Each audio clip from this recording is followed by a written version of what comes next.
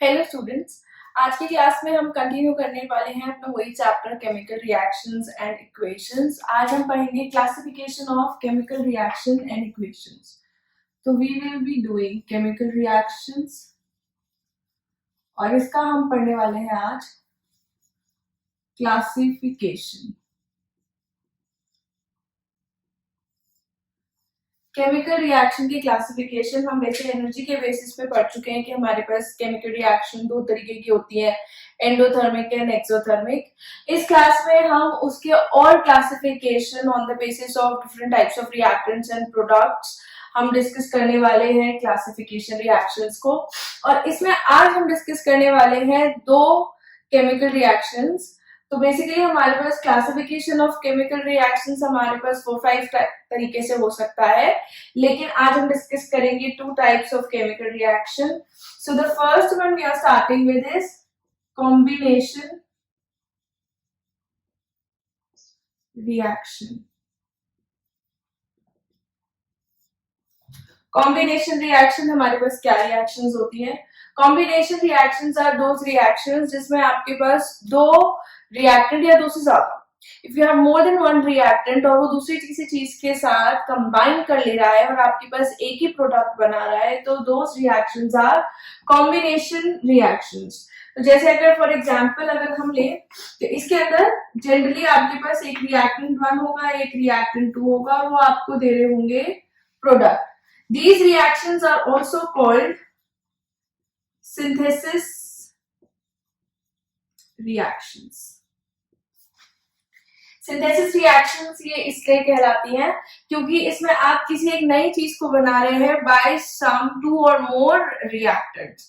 हम किसी चीज का प्रोडक्शन कर रहे हैं दो या दो से ज्यादा चीजों से, तो आप सिंथेसाइज कर रहे हैं चीज को। That is why these reactions are also known as synthesis reaction. जैसे फॉर एग्जाम्पल मेरे पास है, जैसे कार्बन कंबाइन हुआ हमारे पास ऑक्सीजन के साथ और ये हमको दे दे CO2। This is the example. तो इसमें कार्बन ऑक्सीजन के साथ कंबाइन कर रहा है और आपके पास प्रोडक्ट आ जा रहा है CO2, एक प्रोडक्ट आ रहा है। तो जिस रिएक्शन में आपको एक से ज्यादा रिएक्टेंट गिवन हो, प्रोडक्ट एक गिवन हो, वो रिएक्शंस हमारे पास कॉम्बिनेशन रिएक्शंस कहलाती हैं। तो जैसे ये रिएक्शंस जो होती है हमारे पास, ये एंडोथर्मिक भी हो सकती हैं और एक्सोथर्मिक भी हो सकती हैं। ठीक है, तो these reactions can be endothermic और एक्सोथर्मिक। ठीक है, तो ये दोनों में से कुछ भी हो सकती हैं, दे कैन बी एंडोथर्मिक और एक्सोथर्मिक, बट मेनली ये रिएक्शंस हमारे पास एक्सोथर्मिक होती हैं। एंडोथर्मिक ये उन केसेस में होती हैं जिनमें आपके पास बहुत नेग्लिजिबल रिएक्टिविटी हो, जहां पे रिएक्टिव सब्सटेंसेस नहीं हो। जैसे फॉर एग्जांपल है हमारे पास, मान लीजिए N2 कंबाइन हुआ O2 के साथ, ये हमको दे रहा है NO। ये हमारे पास एक एंडोथर्मिक कॉम्बिनेशन रिएक्शन है क्योंकि इसके अंदर ये बहुत लेस रिएक्टिव होती है नाइट्रोजन गैस। तो अगर ये इसके साथ कंबाइन करिए, this is an endothermic reaction. This is endothermic process. ठीक है, बाकी ये नहीं कि इसके अलावा बाकी सारे, लेकिन काफी रिएक्शंस हमारे पास कॉम्बिनेशन की एक्सोथर्मिक होती है।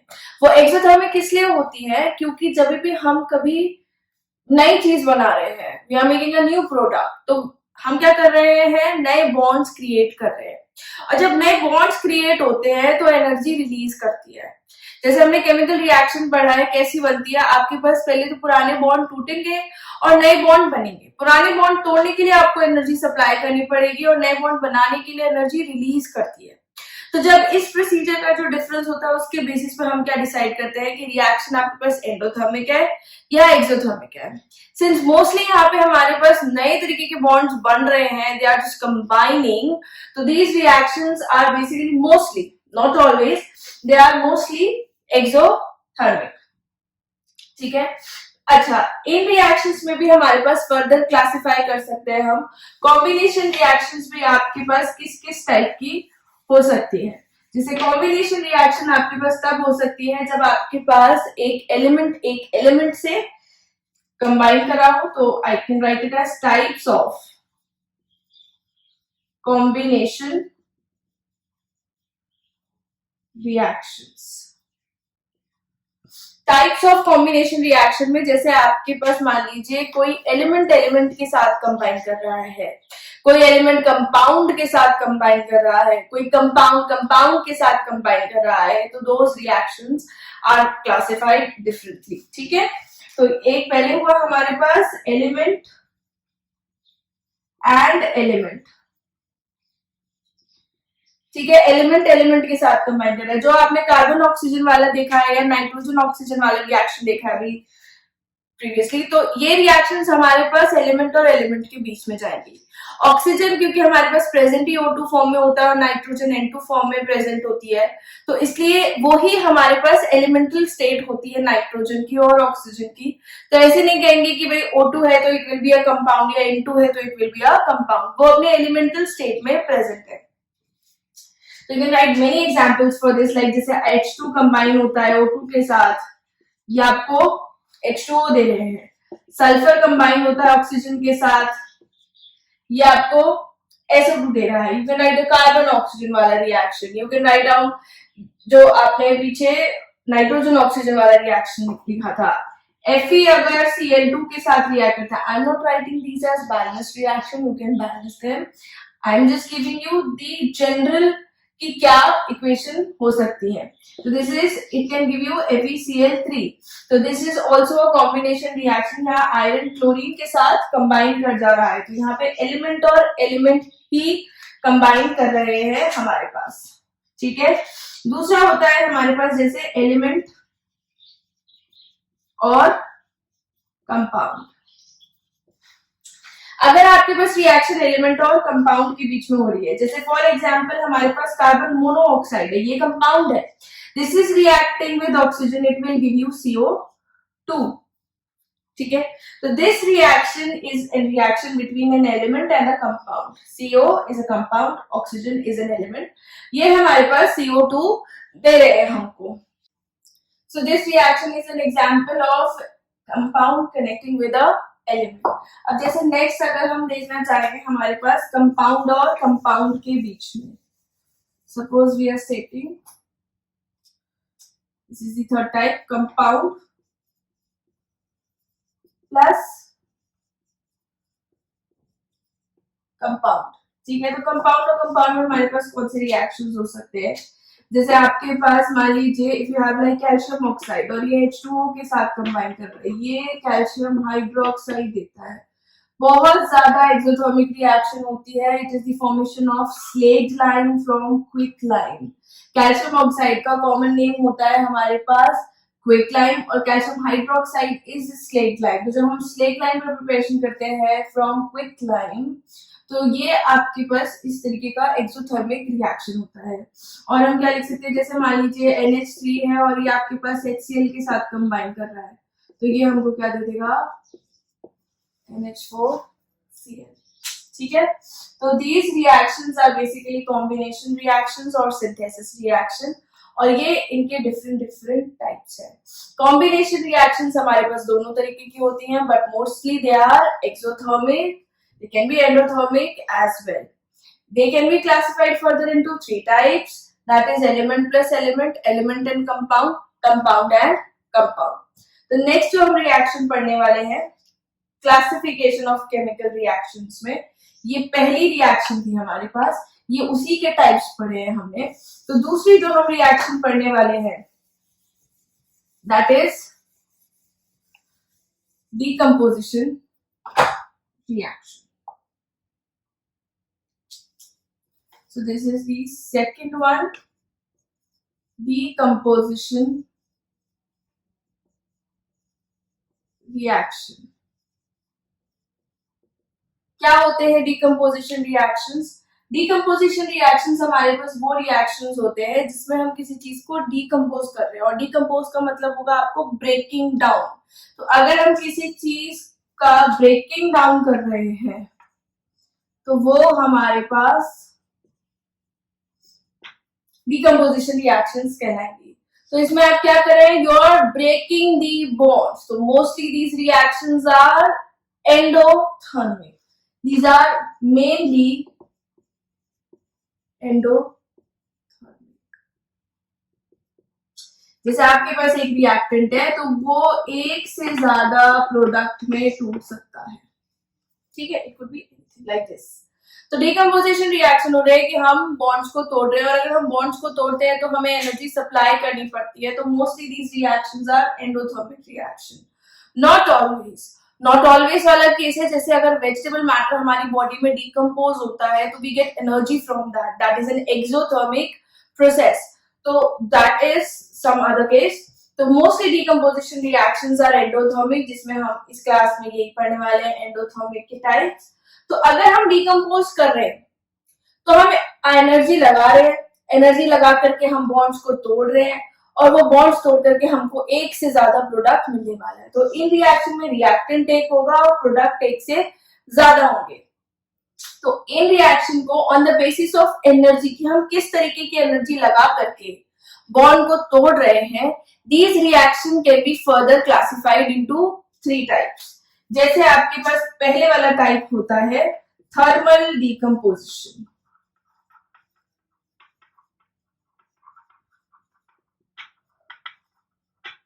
थर्मल डिकम्पोजिशन इज जब आप हीट को यूज करें, when heat energy is used for the decomposition process, then those reactions are thermal decomposition reactions. दूसरे होते हैं हमारे पास इलेक्ट्रोलिटिक या electrochemical decomposition, electrolytic decomposition.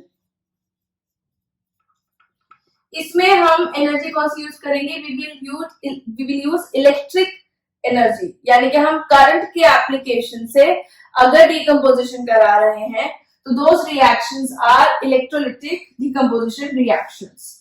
Then third we have photochemical या फोटोलिटिक डिकम्पोजिशन।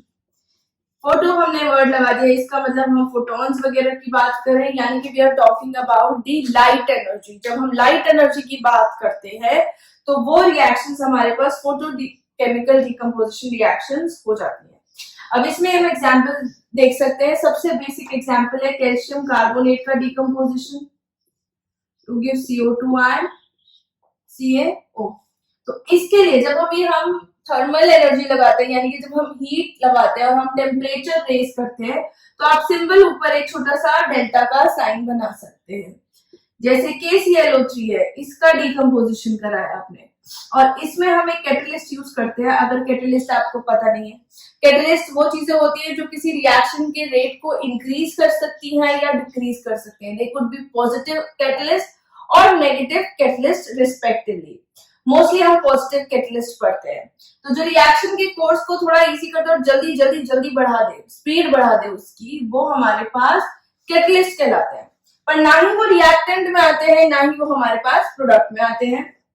उन्हें हम इस एरो के ऊपर नीचे लिखेंगे। तो यहाँ पे जैसे हमने हीट लगाई है, इसमें हम आपके पास कैटलिस्ट यूज करते हैं मैंगनीज डाइऑक्साइड, तो इसे अब आगे हम किस लिखेंगे, जैसे KCl plus O2। Again, these reactions are not balanced. If you want to balance it, you can balance it as well. फिर इलेक्ट्रोलिटिक डिकम्पोजिशन, जब आप इलेक्ट्रिसिटी के एप्लीकेशन से करें, जैसे मान लीजिए हमें वाटर को hydrogen gas, this is in liquid form, इसे हमें हाइड्रोजन गैस और ऑक्सीजन गैस में डिसोसिएट करना है, तो हम इस पे लगाएंगे करंट। इलेक्ट्रोलिटिक डिकम्पोजिशन, इलेक्ट्रोलिसिस करा रहे हैं हम इसका, तो this is electrolytical decomposition. Photochemical decomposition, जैसे आपके पास मान लीजिए सिल्वर क्लोराइड है, इसे अगर हम लाइट की प्रेजेंस में डिकम्पोज करवाएं, लाइट का अगर आप सोर्स यूज करें, जैसे फोटोसिंथेसिस का रिएक्शन है, that also happens in sunlight.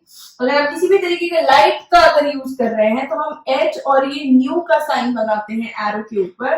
That means the energy required for this reaction is coming from the light energy. तो ये AgCl है, ये आपके पास टूट जाएगा Ag प्लस Cl2 के अंदर।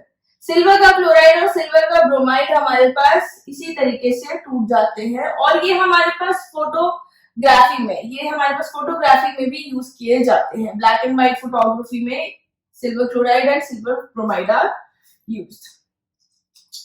So these are basically classification of chemical reaction in two types, that is combination reactions and decomposition reactions. इसके अलावा आपके पास क्लासिफिकेशन ऑफ जो केमिकल रिएक्शन है वो हो सकता है आपके पास, जैसे displacement reactions are also there, you have like oxidation and reduction reactions, जो हम नेक्स्ट फर्दर क्लासेस में पढ़ेंगे। सो नेक्स्ट क्लास में we will be talking about displacement and oxidation reduction reactions.